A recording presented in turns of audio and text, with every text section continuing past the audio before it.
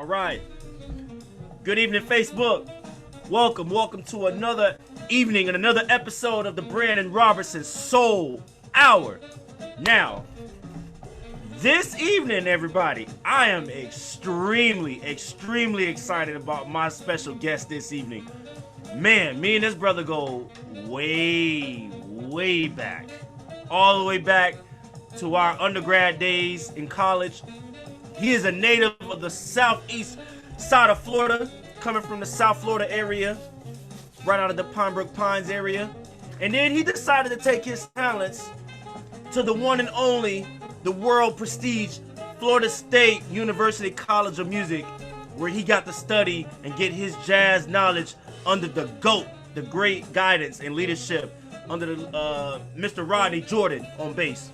Then he decided to say, you know what, I'm gonna go elsewhere afterwards. Completed his undergrad, decided to take his talents to the great crescent city of New Orleans, where he was able to obtain his master's degree. Also, after completing his master's degree, this man went and decided, you know what, I gotta go elsewhere. I need to take my talents up north. And he decided to go move him and his family to the great city, the Big Apple, New York City, where now he has taken this whole entire city by storm. My guest has performed with the likes of John Batiste and the Stay Human Group, Nicholas Payton, Dee Dee Bridgewater, the great late Freddie Cole. Oh man, the list goes on and on. Our longtime close friend, Mr. Jameson Ross. And now he has this superb, awesome project that he just released called the Iconoclast. And we're gonna get into it, everybody. I'm speaking about the one and the only, my brother from another mother, Mr. Barry Stephenson. Mr. Barry Stephenson. Barry, go ahead, man. Come on ahead and jump in this session, bruh. Talk to us. Yo, what's happening, y'all? Yeah. What's up, B? What's good, man? How you feeling? I'm good, man. Man, listen, I've been waiting for this interview for a hot minute. Not only because, you know, I get to talk to one of my dear close friends, but also, bro, I want to celebrate you for a second. I got to big you up for a second, man, because I remember when Barry and I started college together at Florida State, and you know, we was probably one of the only few bases at around that time period that was selected. So when I got there, you know, it was just us. Everybody else was kind of older than us. And I remember the two of us started our journey, and we would be in the studio with Mr. Rodney Jordan, and we would listen to Rodney play. We look at each other like, man, one day we gonna do that. We gonna do that one day. And boy, what I tell you, Barry kept his word. You did that and some. So my brother, thank you very much for first of all coming on the show. I just want to say, first off, man, how you feeling, man? What's New York like right now? Because y'all going through it. You know we going through it in Florida. Yeah, man. Yeah, man, we all collect. Well, first of all, thank you for having me, man. I've been waiting to be on the show, bro, ever since you started. I'm like, dang, B ain't asked me to be on this mug yet, bro. I felt some kind of way. You know what I'm saying? I felt some kind of way. You did. You ain't got to do that. You ain't got to do that. I knew I was gonna get on eventually, but man, yeah, it's I'm feeling good, man. Everything's cool. It's a little chilly up here right now, but you know, New York is handling the pandemic as best as possible, I think. And unfortunately, people are getting a little tired because we've been kind of in this thing a little. I feel like I was thinking about this earlier today, too. New York, we've been in this a little bit. I mean, we all going through it, and now people are going through it more. But I think at the onset of this, New York felt the brunt of this pandemic without all the knowledge we possess now. And because New York went through it the way we did in the beginning, March and April and May, I think, you know, it could have been like a model for other people to kind of figure out like, oh, okay, cool. Like, let me figure this out so we don't have to have the same fate. Obviously, some people didn't take the hint and learn from our experience, which is fine. Cause you know, sometimes you got to go through something yourself in order to understand the severity of it, you know? Right. But, you know, we went through a real weird period of time, man, where, you know, there were ambulances like going through the streets every 5 minutes you hear an ambulance and you just knew it was something like, Jeez. it's probably COVID related. Jeez. Also, the same thing can be said for, like, they had these different morgues and everything that were like being propped up in Central Park. It was just weird, you know what I mean? So Wow. we're in a different place now, which is nice, but I know people are getting tired of being in their apartments and not being able to do stuff. It's getting a little COVID fatigue is definitely setting in, but it's cool. Man, you being a Florida boy, you know that Floridians for some reason we're given instructions and then we take those instructions and then we make it into our own instructions. And so, they tell us we need y'all to social distance. We will, but amongst other people, but we ain't gonna do it with our own. You know what I'm saying? So there's a whole lot of ambiguous things that are happening around the country, and then specifically in our state. You know, the For numbers are going sure, up, then it for goes sure, down, it goes up. for So sure, man, but for sure. but man, let me ask you this, B. Now that things are opening back up, how do you feel about getting back out there playing again? Because I know since New York was a hot spot at the beginning, a lot of people was hesitant, once they started reopening things. But you kind of said it earlier, people tired of being locked in. So Yeah. how's it been for you? Like, what have you noticed the changes on the scene now? Well, first and foremost, structurally, the gigs are all different. Everything's until the beginning of the month, everything was in outdoors. A lot of random gigs were popping up at places that normally didn't have music because people were playing outside for the first time at these Mm. spots, like little cafes or restaurants that might have not had live music or did have live music, but now they have, they had to be outside. So bands were playing on sidewalks. People were making it happen, and a lot of Mm-hmm. concert series in the park were popping up. I mean, Bill Frisell had a concert series on his porch, on his stoop, you know, he had the whole neighborhood out, you know what I mean? So I think Right. people are getting creative. Obviously, the live stream is a thing in certain venues. There's certain venues that are allowing, limited capacity seating, like Smalls is open again and Mesro. Smoke has like a thing they're doing where the band plays inside, but the people are outside in these like they look like little tents, you know what I mean? Huh. Well, it's like little space pods. You should check it out online. It's deep. Right. But Right. yeah, people are getting, they're figuring out different ways. But I think all that's about to change. I mean, it's cold now. Like playing outside is not enjoyable now. It's not. And then there's only so much you can do inside, and with everything the way it's looking right now, with positivity rates going up, I mean, at any point in time, they could easily, the city could be shut back down. So I Right. think that's where we are with it. Man, we in the same boat, man. They sent this long email out from our school saying, now if y'all don't want to go back remotely online in the spring, take care of your business during Thanksgiving break. Like Yeah, don't go out there crowd surfing. You feel me? yeah, yeah, But yeah. we in that situation right now. But man, let's wrap a little bit, man. For my guest that's watching, Barry has all. When I first met Barry, he's always been into music, man. Always been into like a variety of different music. I remember you was in the ska bands, man. We first like, man. I'm pretty sure you probably still check out a few of that stuff. But I remember that was like your thing when we first met, and you was really into that. And I didn't know nothing about ska bands. I hadn't even heard of that genre before I met you. So you kind of introduced me to a lot of variety of different music. Like rock music and blues music, old like 70s music. Did you get any of that influence from like your parents, or like what kind of music that was in your household when you was growing up to make you have such a variety of a collection of music? My dad was a DJ when I was a kid.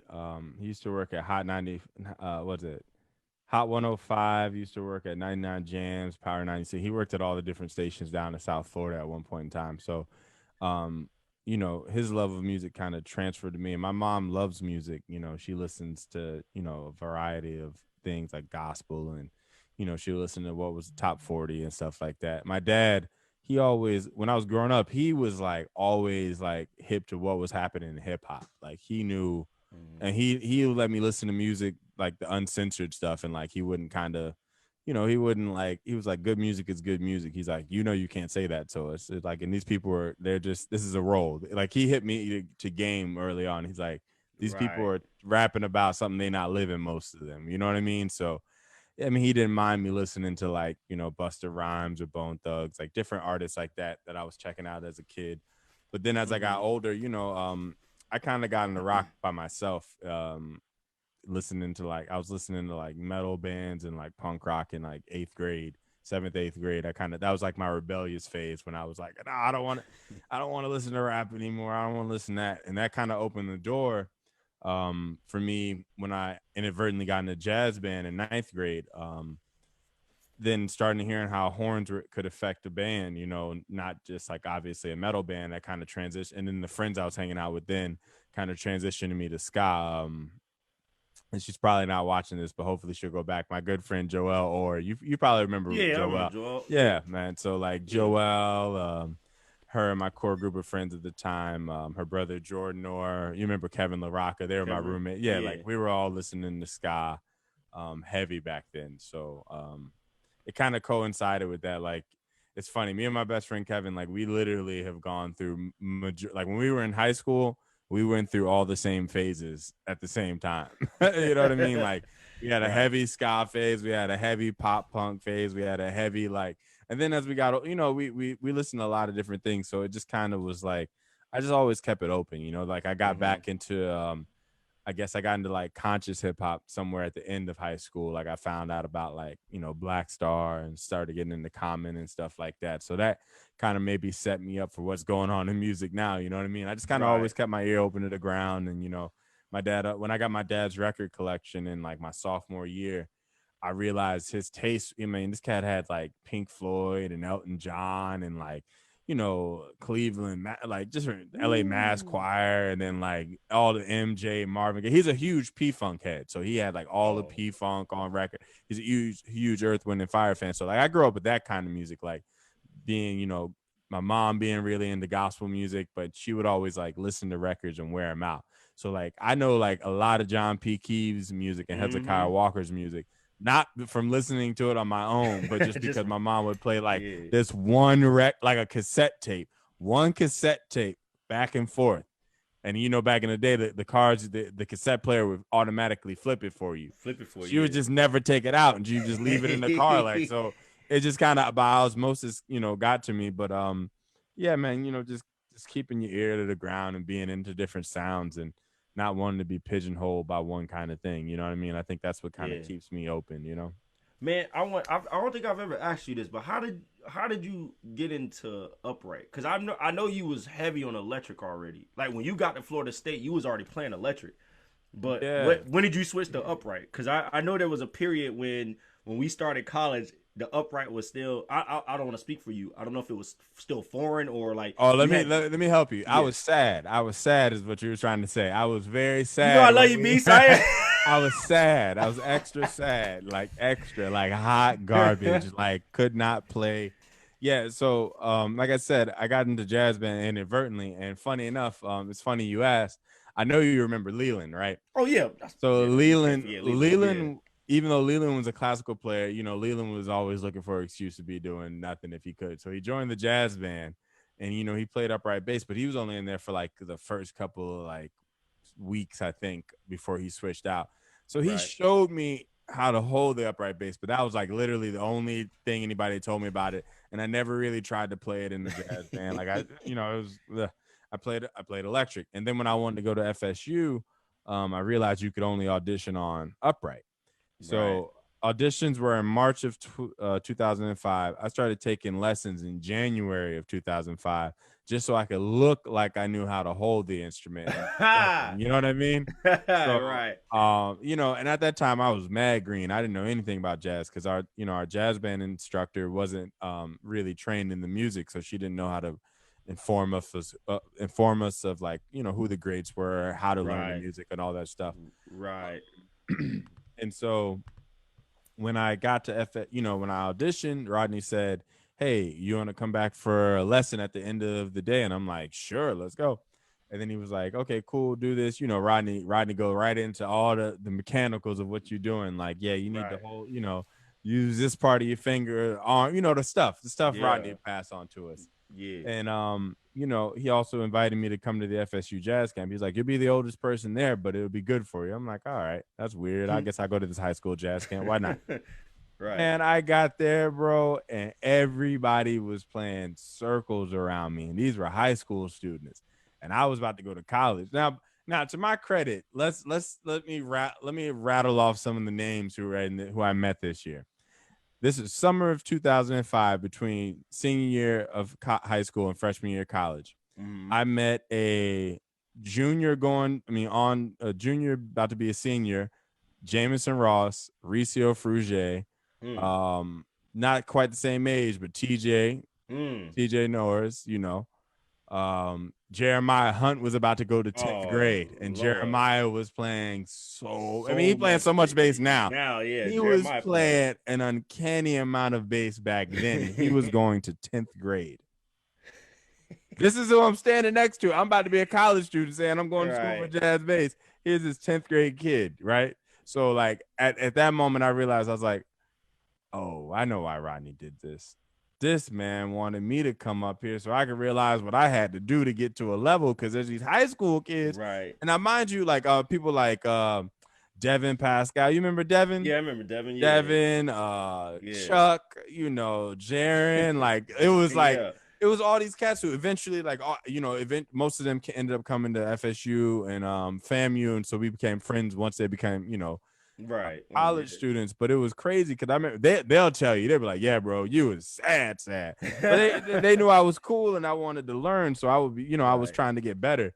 Because those cats could tell you everything about the music. They knew tunes. They knew like who the important figure were. I didn't even know who Monk was when I went to that camp, man. I didn't know who Charlie Parker was. Like, these are foreign names to me. Right. And I realized that then and there that I had a lot of work to do. And so freshman year, and what's funny is, you don't remember this. I know you don't remember this. We won't explain why you don't remember this, but you don't remember this moment. I was in Leon's combo that summer. This is also funny. Adam Kornecki was in this Oh combo too. wow. A Dang. 10th grade Adam, a 9th grade Adam Oh my Kornecki. God. Oh, bro, he was shy. Adam said Yeah. nothing. So, I remember I also met Rick Lawler too, because Rick Lawler he didn't go to the camp, but he lived in the neighborhood and Right. in the city because he's from there. Yeah. So he came and sat in at one of the jam sessions. They're like, oh yeah, he's gonna be going to school here next year. I was like, okay, cool. But you came into our combo rehearsal with Dave Stewart. Oh, And man. y'all said something that was like, it was a random moment, but that's where we met. And I remember being like, oh, okay, or maybe that was actually freshman year. That might have been freshman year. I take that back. We met during freshman year. You came in our combo rehearsal. I was in Leon's combo, but it was funny. I was in Leon's combo both times, right? So I guess fast forward, like, man, like we were at FSU at Leon's rehearsal, and you walked in, and I was like, oh, that dude, we gonna be friends. And that's when, and after that point, man, that's how we started running together. But at that time, bro, I didn't know how to walk bass lines. I didn't know how to spell chords. I definitely couldn't solo. I didn't know no tunes. I didn't know who this was. I didn't know that. So freshman year was like real big catch up for me. I mean, I feel like most of the time I'm always playing catch up, but I've kind of accepted that, where I am is where I am in my development. I have to be okay with that. You know what I mean? Like, Right. everyone has what they have their own journey, and it's all relevant. It's all valid. So I think it's Right. it's important sometimes. It's like I tweeted about this earlier. Like, sometimes it's important to step back and realize where you are and be thankful for that and appreciate that. Because like sometimes we don't realize where we are is where we always wanted to be, because we're always trying to chase getting to that next thing. You know what I mean? Yeah, that's true. So I had to sometimes I have to take a step back and be like, look, man, I'm here. Like, I've been fortunate to work and have a career based solely on music. Like, something, we all studied with Brian Gaber. Mm-hmm. Something I remember Gaber said in his commercial music class was, he said, success by definition means that you are still continuing to do what you had set out to do. And so he said his goal was to always have a job in music And no matter if it was he's a copyist, if he's a music teacher, if he's doing sideman work, whatever the case may be, he wanted it to always be music focused. And he's like, by his definition, he's a success because maybe what he's doing doesn't seem appealing to somebody else. Like he's right. I think at the time he was writing, most of his income was coming from writing these like, big band charts for high schools and middle schools. And people can rag, but he was probably making some straight cheddar. Yeah. Like, and that's the thing. And it keeps him in music. It funds, his creativity in a way that he can do other things and he can take the projects he wants. So So I think sometimes it's very important to realize that where we are is essential in our development, and that we might not realize it, but we might be setting ourselves up for exactly what we want. We just got to be patient sometimes. You know what I mean? Yeah. So I think that's kind of one of those things for me. I have to constantly remind myself, like, this is a marathon, not a sprint. You know what I mean? Right. And you got to pace the way, man. It was funny because, like, freshman year, I remember I was in my freshman year combo was, I was in Leon's group, and it was me, Brandon McCrae, and then Zach Bartholomew. No, that was your freshman year? It was Brandon McCrae and Brandon? That's not what it was. No, it wasn't. No. Oh, no, it was Carlos. It was Carlos. No, it was a Hispanic guy. Yeah, no, but you had the Brandon combo. Remember? No, that was my second year. Okay. I remember they put Brandon McCrae, and Brandon McRae. Yeah, that was Kennedy. That combo was probably the strongest combo. But that's when I got there. That's when I got there. That was my freshman year. That was a Brandon combo because I remember I was like, y'all was growing with it, bro. That combo had me, Brandon McRae, Brandon McCrae, John Diaz, Rick Lawler, and Alfonso Horn was playing trumpet. And it was John Diaz, Alfonso, and Rick. It was them three, and then that was a band, bro. We played, and I remember that year I felt like my whole entire bass playing like elevated because Kennedy made us learn that whole record page one. Oh yeah, he piped y'all, and we did all them Joe Henderson tunes, and I was just like, Rodney was like, "Yeah, man, you gotta say it, you gotta say it." And then that same, and then you posted the picture on your Instagram, or I don't know if it was your Instagram or your Facebook. You posted a picture from the session that when Chick Corea came. Oh yeah. Because I was like, I remember sitting in the back, and y'all was all in the front row. Oh yeah. And I just remember, I just remember everybody in there was like, all right, so he's like talking, he's at the piano, he's talking whatever, and I think he asked somebody if they wanted to come up and play with him. And I remember like no one said nothing. Like I just remember like the room was quiet, and I can't remember who somebody volunteered a bass player and a drummer to get up and play with him. And I just remember everybody was kind of like, nah. I don't know if it was Jameson or not. I remember somebody got up and played with him. Do you remember who played with him? I want to say, wasn't it? It might have been Jameson and Kevin Smith, or like. I was like, I think it was Jameson that was playing with him. It's funny. I don't even remember them playing with him. That's how long ago that was. But what I will say, Barry, is that, man, you always was super like driven, man. Like that's why me you probably clicked right off the bat, because it was just like you just kind of had it. You had the attitude of, yeah, I'm gonna play bass. I'm gonna get there, however long it take me to get there. As the old folks say, by hook or by crook. By hook or by crook. and so let me ask you this, because you studied with Roland Garrett over at University of New Orleans when you went and got your master's. Now, when I heard you play bass after you left the University of New Orleans, you were still living in New Orleans, but when you had graduated, I said, damn, that was a trend. That was a big leap from where Barry came from Florida State to New Orleans. Do you think New Orleans was the final piece of the puzzle you needed to complete your bass journey? Because I felt like when you left New Orleans, man, you was a whole different bass player from that point. I feel like, New Orleans is a very special place for me, and I say that because it's one of those places where you can net like people always assume that I'm from there because I used to live there, and I'm like, if you live there and you know, if you're familiar with the city, one thing you don't do is claim New Orleans when you're not from New Orleans, right? Mm. And so, because when you tell somebody you're from New Orleans who's from New Orleans, they're gonna ask you a simple question. They're gonna say, "What high school did you go to?" Right?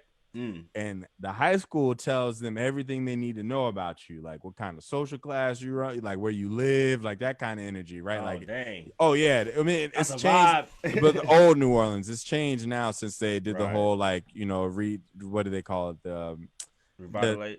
yeah, I don't know, the thing where What? they basically made all the schools charter schools, which is a crock of crap. But Yeah. when it was like when the schools were neighborhood driven, the school that you went to dictated the ward you live in. It was so much stuff. Like if people were going to Ben Franklin, they either lived uptown or they probably like went to Noka and then went to Ben Franklin half day, like that kind of vibe. But Right. I say all that to say, like New Orleans, it was where I came into where I was able to play a lot of Mm. music. I mean, just be able to gig, multiple times a day, every day of the week, like get your chops up.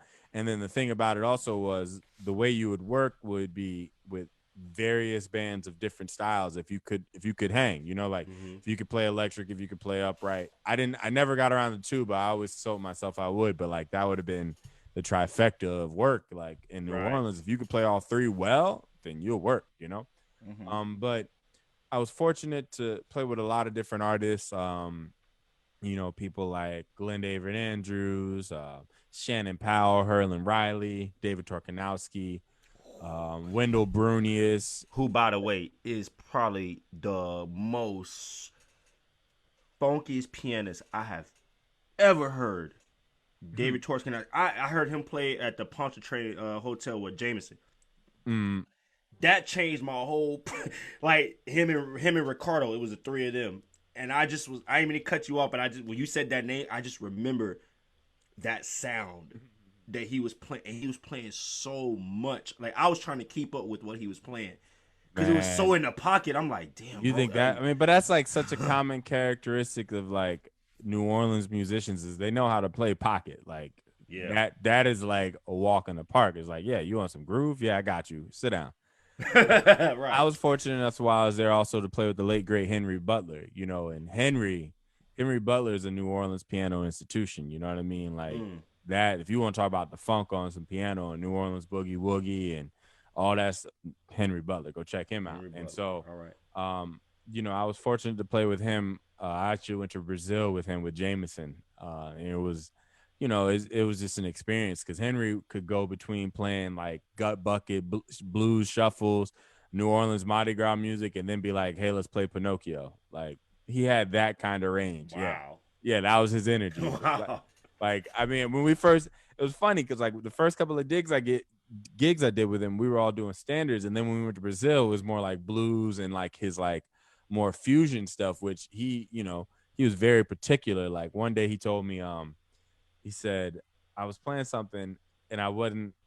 It was a unison line with him and the guitarist, and like I wasn't articulating every note evenly, and Mm-hmm. so he stopped me. He said, he's like, yeah, cool. You figured out all the notes. He's like, but you got to get that articulation together. He's like, you're articulating it like a jazz musician. He's like, I need you to articulate it like a funk or rock musician, meaning I need you to play every note, no slurs, no, like I need you to play every single Huh. note, like Huh. articulate every note. He's like, Right. and excuse my French, but he goes, this ain't no shit you need to like, go practice for hours and figure out. He's like, this is some shit you need to think about right now, right? Take 5 minutes, think about it, think Right. about doing the shit differently, and let's Right. go. So Let's go. seriously, he took 5 minutes and then we started rehearsal again.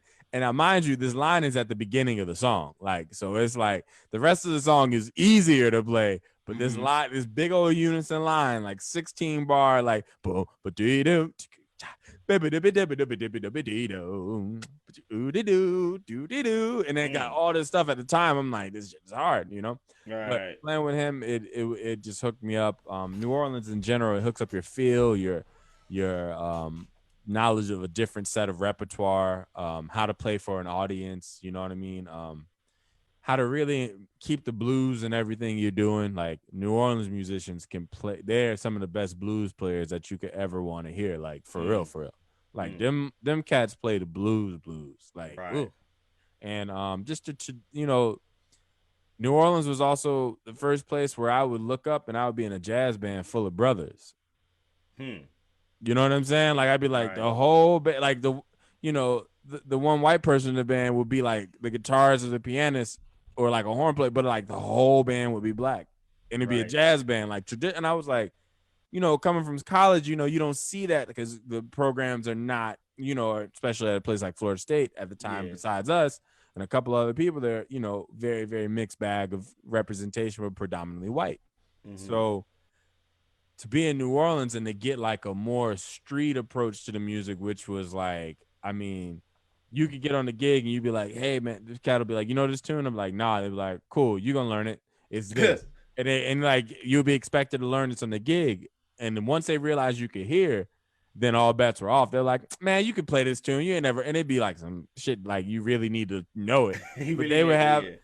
they would have faith in your ability based on what they've seen you do. And so it hooked up my ears, like it hooked up my feel, my knowledge of I mean, just a lot of things. I mean, put me in a position. I mean, I remember when I met John Baptiste, funny enough, I met Bat up in New York at Dizzy's. But when I was playing up at Dizzy's with Pattishaw, Ricardo, Fonzo, and Jameson. Let me give those people's real name. Chris Pattishaw, Ricardo Pascal, Alfonso Horn, Jameson Ross. And we were playing the late set at Dizzy's. I remember this was when I want to say this was when Hurricane Superstorm Sandy happened. And that, they had that big hurricane snowstorm up in New York. And so the second week, Wyclef was playing before us, the main set. We were playing the late set. And the tuba player, Ibanda Ruhumbika, who later on we would be in the van a lot with Baptiste. He was playing with Bat, and he said, he was in Bat's band at the time, and he said, hey, man, you should come check out this band. They're pretty good. So Bat came, and then, I guess he had kind of heard about me through word of mouth in New Orleans, because New Orleans is a very, very small place. Like, one person, you probably know everybody, Right. In some kind of, they say 6 degrees, you need about 2 in New Orleans, and you'd be right where you need to go. Right.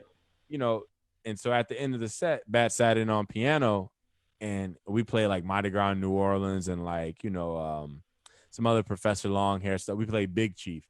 And after that, I just left it at that. And then his manager hit me up, was like, hey, would you want to go to Europe this summer? And I'm like, yes. And that was my first time going to mainland Europe, because the first time I'd actually ever been on any tour was with I don't know if you remember Big Daddy and Red Hot Java, the blues band in Tallahassee, Randall Webster. Yeah. He has his blues band, and I went to Ireland, Southern Ireland, with him, Joel Johnson, and Larry Wilson. That was my first tour.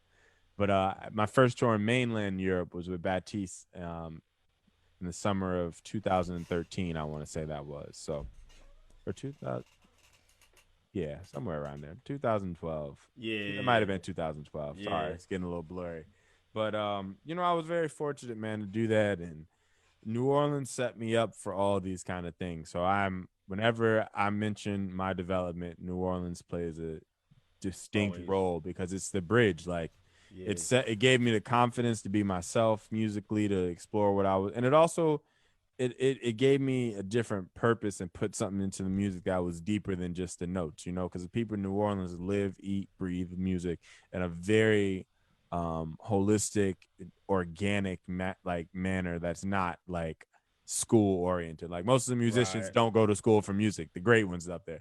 People who are mad, like like a person like Kermit Ruffins he didn't go to music school, but he's like the mayor of the city. He might as well be, Right. I was fortunate. I did a couple of gigs with Kermit, just being in his energy, you know what I mean? People like that. There's so many characters in New Orleans. Like, I mean, it just was a beautiful experience overall. I could go on for days about it, but we ain't got that much time. So well, I do want to say, I wanted people to know that, because Barry, you've grown so much as a bassist, but as a man too. And when you decided to make that leap of faith, which a lot of musicians are afraid to do, so when they take that big leap of faith and move to New York, Cause now you're jumping into the jungle. You in the crust of it Yeah, all, yeah, bro. And you was fortunate that actually I would say you and Jameson, if I'm speaking about Jameson Ross, the two of y'all was fortunate that even though Jameson does still live in New Orleans, when y'all both made a transition to work in New York a lot, man, y'all had played with so many people before then, and you did it the right way. You kind of like just kind of went there a lot and just networked and planted the seeds. So when you got up there, it was. I don't want to speak for you and say it was a probably easier transition, but you knew a lot more people coming into the city versus somebody who just flat out like I'm going for the big dream, just going up there. Yeah, But yeah, man. I mean, well, yeah, I mean, just to piggyback off of that, um, kind of what I mentioned earlier, like having to realize that you had like we all have our own journey and you have to figure out your thing. Like when I met Jameson when he was going to 12th grade, everybody at the moment knew how special that cat was. He was playing drums at a level 10 times greater than people who were in college that he was, one day to attend who were like 5, 6 years older than him. Like he's just a special cat. He always has been. And so for him, I know like he's been plugged into New York, and when he did Betty Carter's Jazz Ahead, and he got with Carmen McRae, and he was touring, like he got plugged into New York that way. I knew I had to figure out a way for me to get plugged in that was specific to my talents. You know what I mean? And so what I did was when I moved to New Orleans, I realized I said, okay, when I get here, I'm gonna hit the scene every night for the first month and just like sit in with whoever will let me sit in. And what I realized that did was it got my name on the scene quicker. People realize you live there. They realize you can play. They call you for gigs, and that's how I started working in New Orleans. Just picked up right away because I went out every night for like the first month. And I'm telling people how to make the sausage, but I'm okay with that because I hope other people use the same techniques and they're sincere about what they want to do and they go attack it in a certain way. So when I moved to New York, I said, let me use the same playbook. It worked one time. If the Hail Mary is going to catch him off guard right here, it might catch him the second time. right. So when I got here, same thing. That first month, when I was funny enough, I was couch surfing. I didn't even have a place yet because New York is rough like that. Like Right. it takes a moment to find a place, and you got to have some bread. So Right. I just got married. My wife was with her parents in Tampa. That's when we hung that summer. Right. Um, and I was up couch surfing, Sam with Chris Pattershaw, Sam, my friend Eddie Van Dyson, a good friend of mine, allowed me to crash in their pad. Like it was a lot of people looked out, you know what I'm saying? Alex Claffey looked out, you know what I mean? Like a lot of people looked out. And so when I got here, I just went out and hung and sat in everywhere I could. And beforehand, like you said, I did Betty Carter's Jazz Ahead twice and I did Ravinia once. And I kind of made connect. Most of the people who were in those programs at the time were based in New York or moving Right. to New York. So I Right. just kept in contact through the years. And when I started touring with Glenn David Andrews, when we came to New York, I hit up those people and I said, hey, man, I'm in town. Like I hit them up like 6 weeks before I came, like, hey man, I'm gonna be in town. And I was like, let's get up and hang. Like I wouldn't badger them for a gig. I wouldn't be like, yeah, man, you should give me some work if you got it. No, I just be like, hey bro, let's get up and hang. Let's do a session if we can get it together. Let's play. Like, there gotta be no money involved. Like let's. I'm not, you know what I'm saying? Like to Right. You create like just a sincere kind of thing with somebody as opposed to be like, yeah, well, if you need me, then call me. But if not, like, don't fuck with me. You know what I mean? I didn't want to right. create Right. that kind of energy. So, I basically just kind of did that, and then I'm still doing that. Whenever things are open up, I go hang out. Right. I get on this, I stay on the scene. I sit in when I can. People always think that's Yeah. like, I feel like as we get older, a lot of musicians get jaded. Like when I'm on the road, like I'm the musician in the band who's like, yo, let's go find the jam session. Let's go sit in. Most of the cats of the band will be like, man, I don't want to do that. Or it's a sad session. I'm like, man, we can elevate the vibe. Let's go.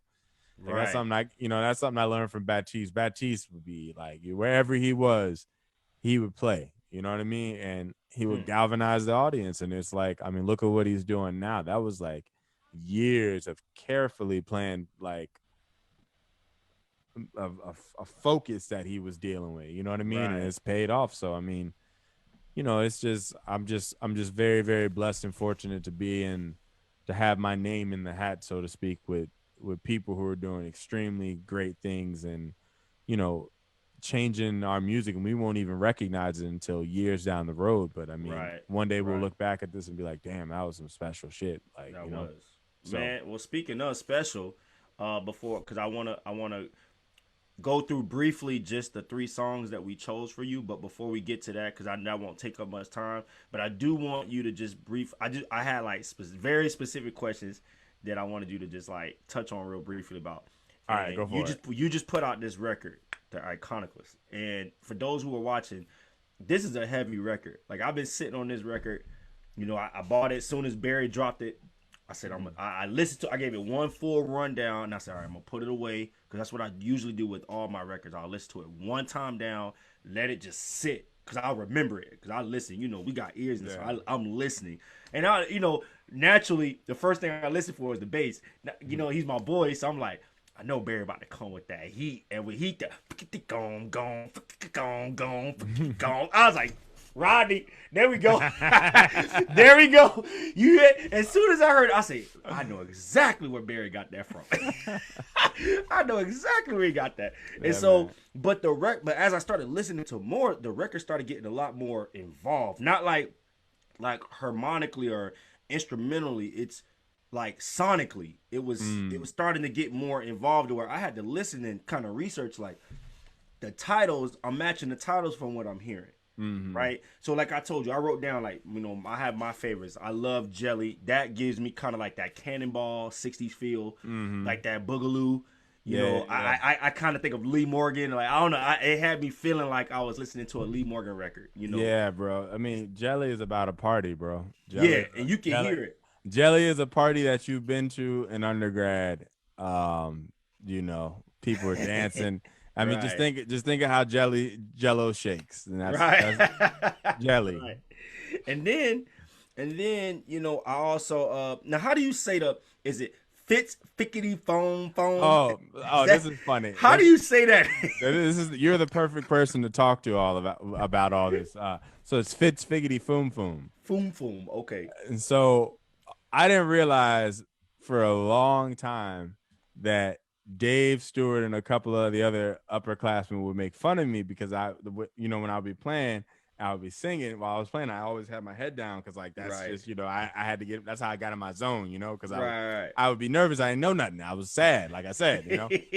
And so I guess he told me at one point in time, he said, yeah, we used to have a nickname for you. We used to call you Fifi because you would always be like, Fifi, right?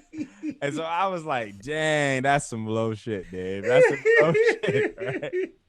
And so years later, in Glenn David Andrews' band, you know, there's always a miraculous day where somebody figures out your middle name, right? Right. And I used to hate mine until I got older and realized that it was a vibe, and nobody else, not many people I meet have it. My middle name is Fitzgerald, right? My grandma gave my dad, I'm named after my dad. My grandma named my dad that after John F. Kennedy. So, you know, so they thought it was funny to call me Fitz, and I was like, okay, I mean, I'm not offended by that, so whatever. And so, fast forward to New York, and I'm on the road with Jasmine Horn, and she's like, dang, every time you pick up a new bass when we get to a new city, you play the same thing. You always go boom. I was like, oh yeah, because I was like, if the bass sounds good when I do that, then it's gonna work for what I needed for the rest of the evening. Like, it's gonna be cool. Right. And so it kind of like when I was coming up with, you know, music for the record, and I wanted to write a blues. I was like, oh yeah, I could kind of like write this thing off of something I always do, which is dickety doom doom fickety foom foom fickety foom fickety, and the fickety is it's just some onomatopoeia on the sound, man. Kind of like when I used to play with in New Orleans at the Ritz Carlton with Jeremy Davenport. He used to always have this thing where I hope nobody hates me for saying this. He would always talk about the stuff that Troy Davis was playing. He'd be like, flagga floosh, pickety flam, you know, like, so it's just, and then when I'd be out with Bat, we would just be doing crazy shit. Like, we'd be like, bash, but not bash, bam, bow, you know, stuff like that. So Fitz figgity foom foom. Bruh, that everybody who's watching, let me tell you, Barry picked the right song to start that Cause I'm telling you, you took me back to FSU days when we would hear Rodney play on them faculty concerts, and whenever Rodney would drop a bomb, when we say drop a bomb, I'm talking about he would do that gong gong gong. Yeah. You would feel that low note hit that. We would all feel it. We'd be like, whew. Yeah. So Rodney would train. It's funny because every person I play with down here, my students, national tour. When I played with Wyclef Gordon when he came down here, Wyclef turned around and said, "God, them triplets." And when we was hanging after the gig, we went out and got eat and stuff, and we was hanging. And I was like, man, listen. My teacher used to always play that same lick so hard, like it's like ingrained in me. Like so when I saw the title and I heard the first open, I said, "Dang, B, I know exactly." And of course, it's blues. I mean, well, Rodney Jordan is blues personified. Right. And people who know him, I feel like if you actually are familiar with Rodney's playing or have seen him play, like I've had people I didn't really know who might have seen a thing like. They're like, I saw this picture of this dude. Did you study with him? You remind me of him. Like just the way you hold the bass and you move. And I was like, oh yeah, that's my teacher. Like, like that's my guru right there. Like that's my homie. Right. That's the dude. Like large. My foundation is that's it. It's Rodney Jordan. Like that's right. Built all the greats filtered through him, and then me checking that stuff out. You know what I mean? So right. And you mentioned Roland too. I mean, Roland is. Those two, Roland, I always mention Rodney because Rodney brought me in, gave me like the tools and the foundation I needed. Melanie Puncher, Miss Puncher, we love her. Shout out to Miss Punter. Yep. Yes, indeed. Miss Punter, she was especially hard on Brandon and I because of, us being two of the only African American bass players. She and her being an African American woman. Of prestige. She was very, very. She knew that like we had to be able to play. And the only one on faculty at time. She didn't take no shit from us. You know what I'm saying? None. She didn't take no shit from anybody, but she would look at us like we was crazy. She's like, "What you doing, man?" Like, right. So and then with the smile used to kill me, bro, because you would be feeling so low, but then she just got that smile at you like, oh, hurt me. And, Roland Guerin, that's what I was dealing with while I was in New Orleans and the city of New Orleans, and so many other cats around there. And then as of recently, I've been studying with Ron Carter, and that's been, hooking some things up and figuring out, this is because of Rodney Jordan, slightly enough, and I say that it's indirectly because of Rodney Jordan, because of something he told me was this story that he heard from, Ray Brown, right? Or really from John Clayton. The story goes, John Clayton gets to LA, or he gets to LA and he seeks out Ray Brown and he bugs Ray Brown. And then when Ray Brown, eventually passes the keys to him and the torch, Right. And he's like, the moral of that story is when you get to a new city, find the baddest motherfucker on your instrument and bug them till they show you something. Right, pretty much. And it took me a while of bugging Mr. Carter. Like I took a lesson before I moved to the city. I had one. But when I got here, it took a little minute to set it up. But once we got it set up, it's been like, I've been doing lessons the entire pandemic on Zoom with Ron Carter. Oh, I'm about to jump on that. I know he's offering. He's been putting out there, so I'm definitely jumping on. I just got to afford the bread because it's a little pricey. But I can do it, though. I can do it. Yeah, you can do it. Put my bread aside. I can do it. Yeah, look, man. Yeah. Let me ask you this, man. Because I only got like 10, 15 minutes into this, so I want to end before I ask you about your 3 song selections. I need you to explain to the people, why did you choose the title of the Iconoclast? Because the definition of it is a person who attacks cherished beliefs or institutions, a social belief in the most importance of the destruction of icons and other images or monuments for religious or political beliefs. Mm-hmm. And I had to ask you that question because I listened to that. I've listened to your record for 2 weeks straight, up and down, just trying to get my mind to like put my headspace into what you was thinking.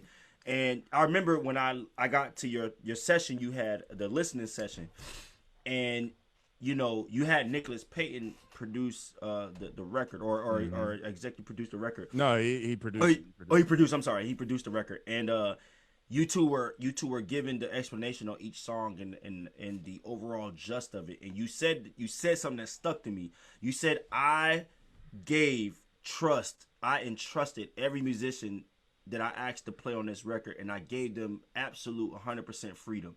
I didn't want to go into the studio with this pre-notion of this is what I want. You gave a skeleton, a sketch of what you had an idea, and then y'all expand upon that. And so, was it something like I might be paraphrasing because it was a while back when you had did it, Yeah, no worries. but what is the title? How is the title infused with what we're dealing with? Because are you sensing that the music industry is destroying our imagery as African Americans in this music? Like I was really trying to like figure out like what was Barry thinking about when he came up with this title, because it's such a very like the title alone sticks out. That would right there would make you think like what who's he referring to? So I'm just curious, like who was you referring to when you came about this project? Yeah, I had to make sure I was real self-conscious about it being like a little presumptuous. So I was like, dang, I don't want people to think it's about me, but it is and it isn't. It's more about so like an iconoclast is somebody in its literal definition, it's really like it's Latin breakdown. It's a breaker of icons, right? Mm-hmm. So an iconoclast breaks icons. In a more modern sense, it's like a rugged individualist, somebody who goes against the grain for the greater good, who stands up for what they believe in against popular beliefs, right? Mm-hmm. So like, it there could be a lot of different things. Like, and a lot of people in our community now are looking at a lot of young African Americans are looking at religion a little differently now, right? Like they're looking at different kind of things that are going on that we've been taught our whole lives, and they're like, you know what I mean? They're pushing back against that. So like it applies to that as well. In terms of the music, I wanted to record this record, and I'm not obviously the only person who's ever done this before, but I wanted to record the record. Like I did present, like I had arrangements of tunes, I had a concept, I had everything that I wanted to happen and how I heard it. But when I said I created sketches and gave them gave them full reign to do what they wanted, it was more of like I didn't come in with some of the tunes, like some of them were literally like it's just these two licks, and we did figure out what to do right there on the floor before we played it. And I wanted that energy too, because I wanted it to be more collaborative as opposed to just like my voice being the dominant one. Bass, yeah. It's obvious. Like I had to realize a while ago that what I do well is I support people and I create moments. You know what I mean? So I had to embrace that aspect of it. Is how it's like, what do I do well? You know what I mean? And that was what it was for me. It's like accompaniment is my thing. Creating scenes and changing the energy, like directing that kind of is what I deal with. And so with the record, I wanted the record to be. I didn't want it to be like I feel like most modern, like when you think of a jazz record in 2020, like it has a sound to it. It's either going to be very modern, like it's going to be either straight eights, kind of like odd meter, like floaty kind of vibe, which is cool. I love that stuff. I love playing it. I love my friends who put out that music. I just don't hear that naturally, and I can't write that music because I don't feel like I always tell my friends, I was like, man, my music is very easy. Like I don't know how to write complicated music, and they always tell me, they're like, no, your shit's hard to play, bro. They're like, they're like, it seems like it's gonna be easy, and they're like, and then you always get this one little thing that pipes us at some point in time. I was like, Right. and so or like there's the Jazz Police version of records where everything is like it's very polite swing, and it's like cats are proving they can play standards, and like, oh, look at my command of the bebop language, and that's fine and dandy if that's your thing. It's just not the energy that I'm trying to create with. And I wanted to go against the grain as an iconoclast and not do either one of those things, like, but also like Right. I wanted to make a record that was free in the sense of it didn't have the preconceived notions of what it was supposed to be, but it's not like just straight free form. It's not. It's like more influenced by Ornette's sense of freedom, or in a more contemporary context, Jason Moran's Sense of Freedom. Like they're playing forms and structures, and they're like just completely taking those shapes and structures and flipping them upside down, turning them inside out, and then bringing it back. So I wanted to figure out how can I create music that a is still forward thinking. I love swinging. It's what I do. Like it's still swinging, but it's got a forward edge to it. You know what I mean? Right. And in the same token, like I also wanted, I got rid of the piano because I knew without the piano being there, I could get in some different cracks, a little, some Right. different little avenues. I could go down this street and I wouldn't have to ask like permission. You know what I Right. mean? I wouldn't I have to just get some. turned.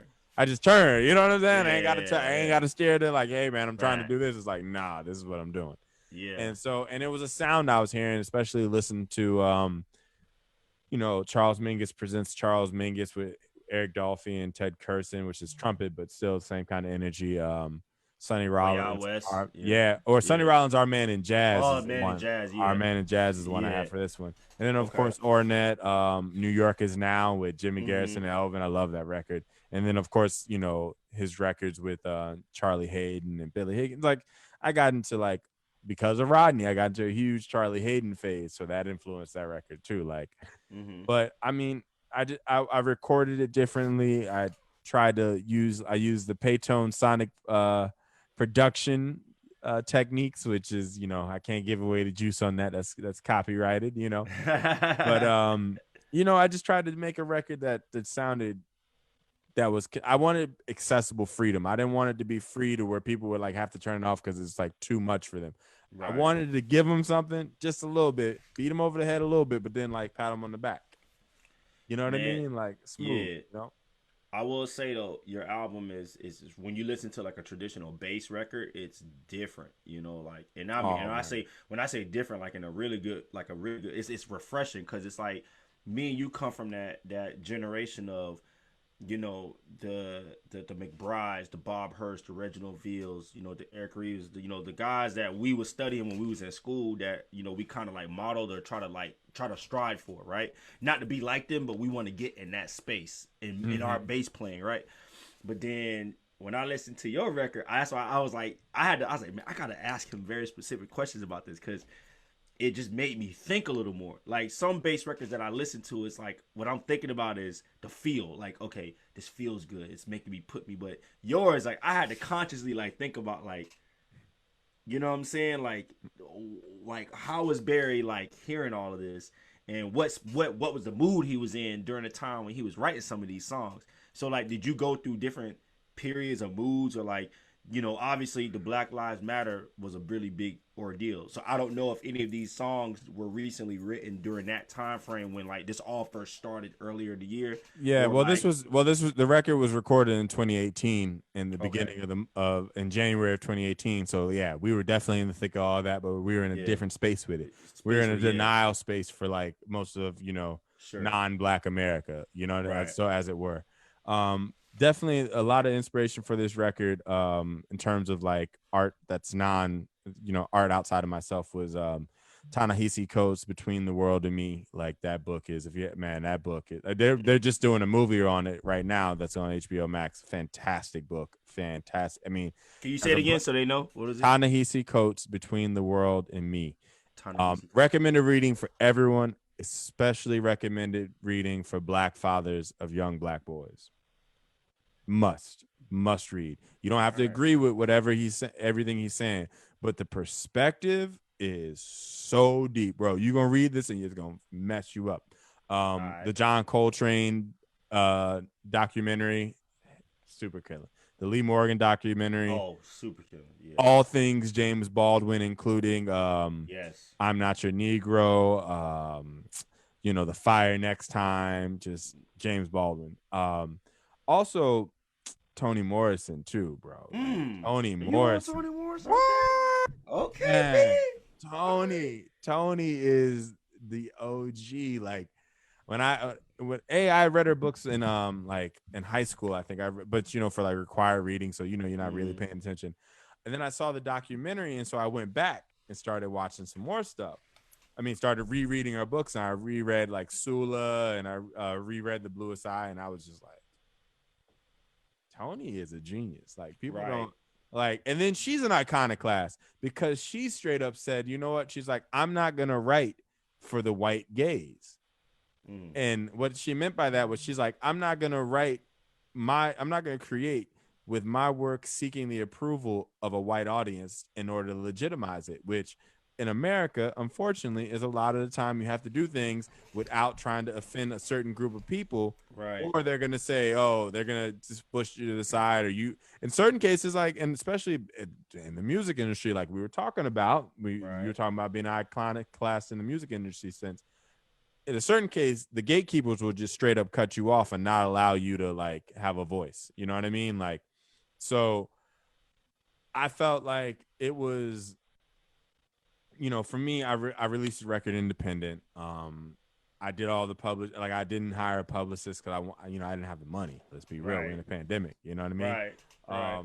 And so just the way I went about releasing the record, the artwork, like all those things, I wanted it to stand out. I wanted it to be different. I am different. I've always been different. You know what I'm saying? Like you used to say that, like back in the day when you used to wear the fitted caps, and I was the odd man out. I Right. always was, and I've always been like that growing up. So Right. like I said, it was more of just coming into my own and embracing that, and to harken back to New Orleans. New Orleans is one of those places you can be who the fuck you want to be. You know what I'm saying? So like, I mean, to tell you do what you wanna, you know what I mean? Be yourself. Let your hair Right. down, So, just coming into my own and just being about that. You know what I mean? That's what a lot of this record was for me. It was just being like, look, this is how I hear music. This is how I conceive it. I know it might not be what you think should be happening in music right now. You might not be hip to, you might think this is bullshit. That's fair. Right. One of my favorite quotes is from one of my favorite drummers that I've ever played with. This gentleman by the name of Simon Lott, man. Amazing drummer from Baton Rouge, lives in New Mm. Orleans. Simon's, he had this, WWOZ does these sign offs from local artists. And one of his I was in the car coming from home from a gig one night, and Mm-hmm. his sign off came on. He's like, "Hi, this is Simon Lott, and I like when you like and dislike my music." Like, in other words, he's trying to get you to feel something, and disgust is a feeling too. So if like you really don't like it, he's into that too. You know what I mean? So I Wow. kind of took that ethos when I heard that. I was like, yeah, you're like I like when people like it. I like when people don't like it. That's fair. Like because everything's not for everybody. You know what I'm Right. Yeah. saying? Like Everything. Yeah. if everything was for everybody, it would lose its luster, so to speak. Like it wouldn't Yeah. be It wouldn't be valuable. a thing. Yeah, because everybody's digging it. You know. Yeah, So. think why we don't like pop music. We understand it's great because it's obviously it's appealed to this many people, but most of us don't like it Right. Right. Right. or all of it. The. Man. Well. Hey, B. I gotta say, for this evening, man, I've enjoyed myself talking to you. Mm-hmm. I have told the audience about the record already. I I think appreciate that, Adam bro. has dropped in the comment section your website. So everybody who's watching, please go support my brother Barry. He's a wonderful husband. He's a wonderful father. He's an awesome bandmate. He's an even greater friend. And to see how far he's come from, like he said, couldn't even hold the bass to he playing all kind of bass, and it just shows you like when you dedicated and you really stick to your truth. You voracious about what you telling yourself, and like you said, you are very comfortable in your own skin, man. Like there's nothing that you can't achieve, and Barry has kind of proven that. He's proven that to me. He's proven that to everybody that knows him. Even and most importantly, he's proved it to himself that he can do these things. So I'm proud of you, bro. Like Man, I am like super proud of you, man, for like appreciate you, how bro. much you've done and you holding it down.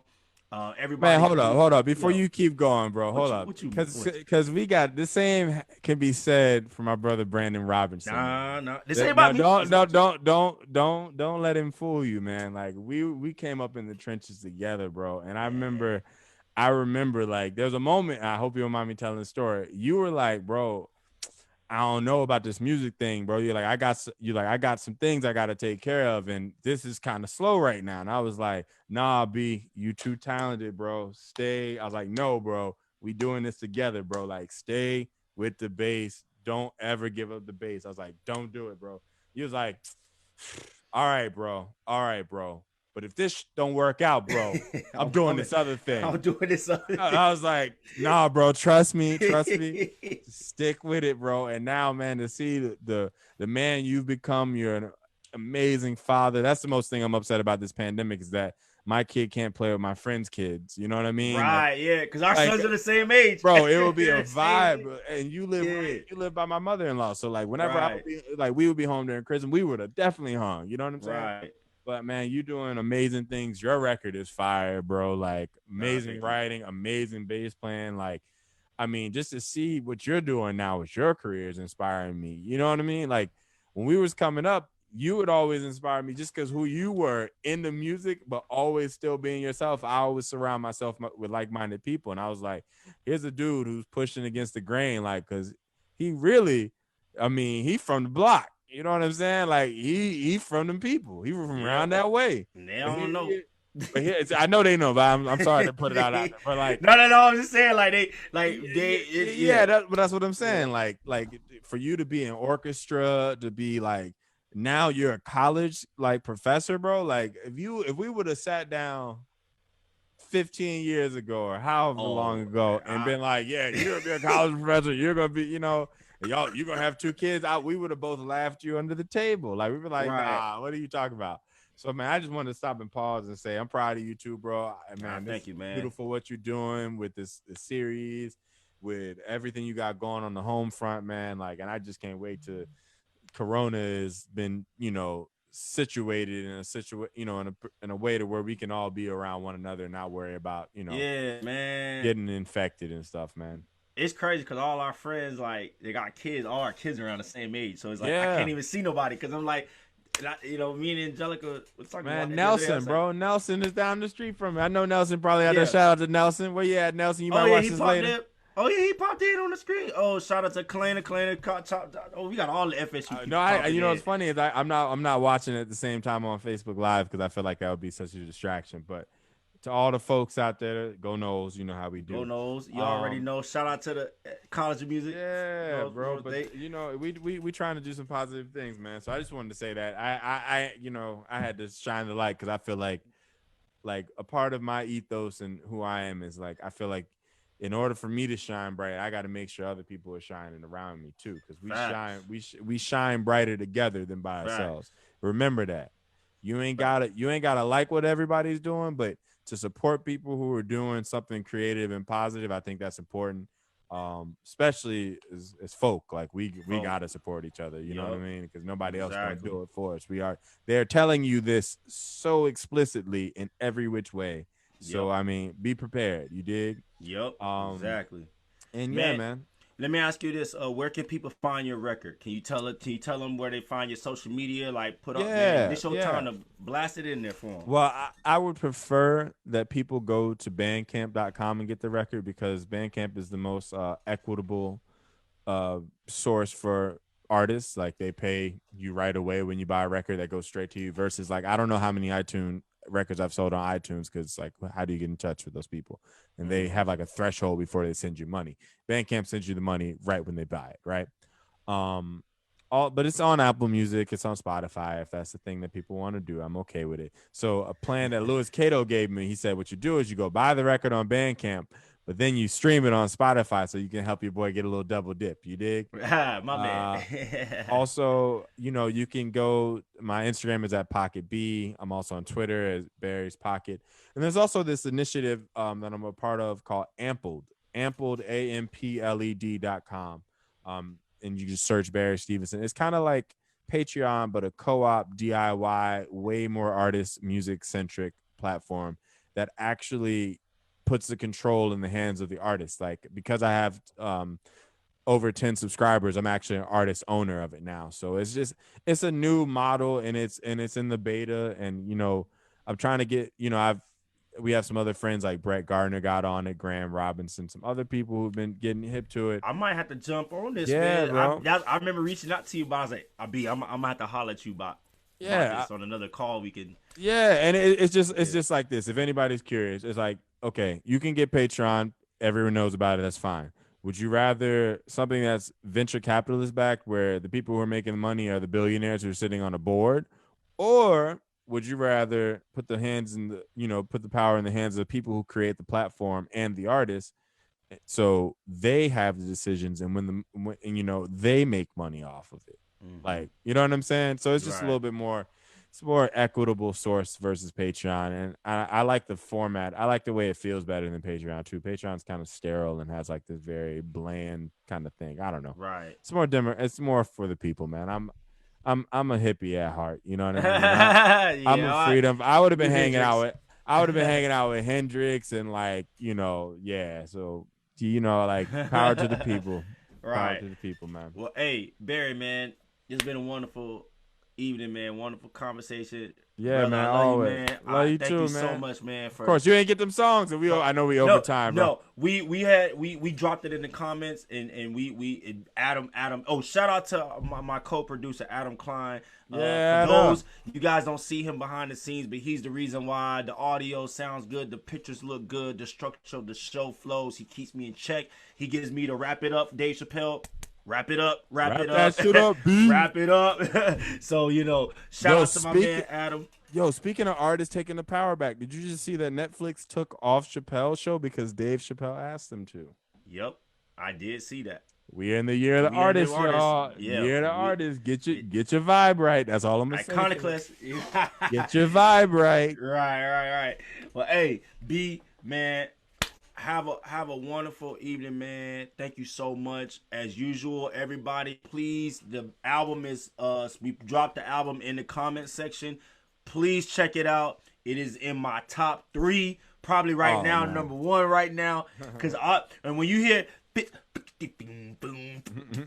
I'm telling you, the first, bro, when you drop, I lost it. I was driving when I first heard your record. I was driving, bro. I pulled over, and I had to stop, and I was like, let me rewind that back. How did Barry start? Man. I said, damn it, and I was doing this in the car. Your kids are probably like, Daddy, what's wrong with you? You all right? My son was with me. Noel wasn't, but my son was just kind of staring like something. Dad's going through it right now, and then I blast it, and then I look in the backseat, and he's going like this.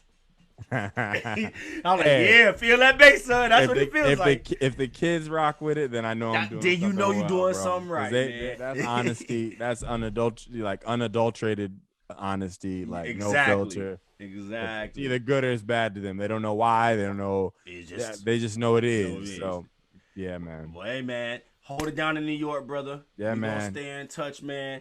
Everybody. I'll see y'all next week. We got another great episode of the Brandon Robertson Soul Hour. I'm trying to finish it out to the end of the year. I'm very happy to say that I have 24 successful episodes. I have a whole lot of content now. I went back and looked at it today. I was like, God, there's a lot of content. So Barry just was the icing on the cake of it, man. So thank you, man. B. Thank you for having me, bro. Everybody, y'all stay safe. Wear your mask. And then I'll see y'all next week, everybody. Take care, peace, love, and happiness.